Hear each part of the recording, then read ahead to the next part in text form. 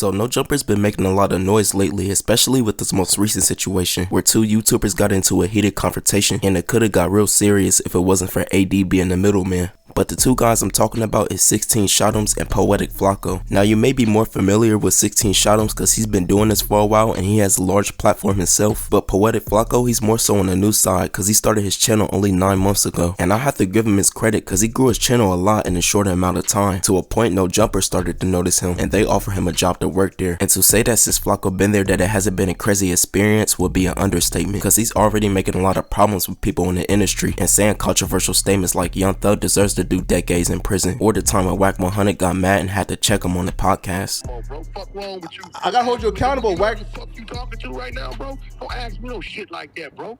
Fuck wrong with you, man? Yo, who, me? Yeah. Yo, what?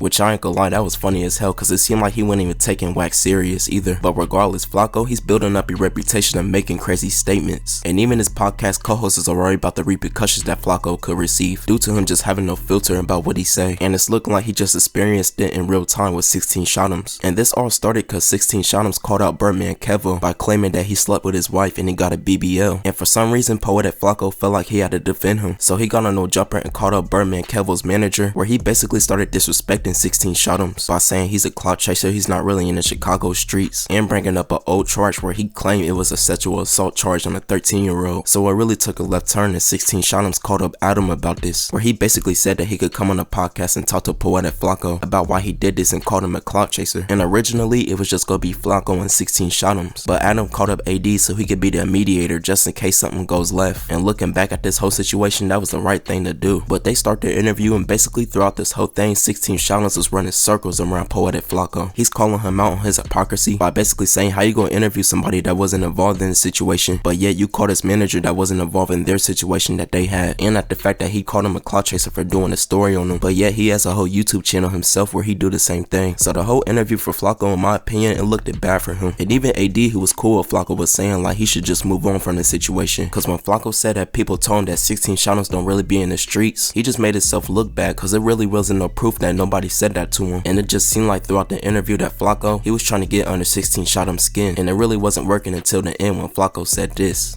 Bro, suck my dick, bro. That's a Hey, stop playing before I smack bro, shit out. do it.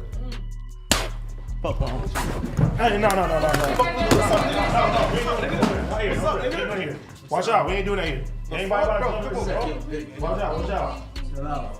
So yeah, y'all saw what happened, and after the fact, Adam, he was mad about this whole situation right here, especially at FLAKKO, because he felt like he was antagonizing 16ShotEm, and he was basically saying that he need to stop talking like he has no filter, because there's going to be many more situations like this. And he even said that usually when they hire new people on, it's hard for them to break out their shell because they're not used to being on camera. But in the case of POETIK FLAKKO, it's been the opposite, and he's been causing a lot of problems on the podcast. But it's looking like No Jumper's gonna still stick with him, he's still gonna be on there, and best believe there's definitely gonna be more situations like this, especially if FLAKKO, he doesn't change up his commentary and stick by his opinions. It's going to be a long year for them. But these are my thoughts and opinions on this whole situation right here. Be sure to leave yours in the comment section down below. And who do you think was wrong in this whole situation right here? POETIK FLAKKO or 16ShotEm? Let me know in the comments. Be sure to like the video, subscribe.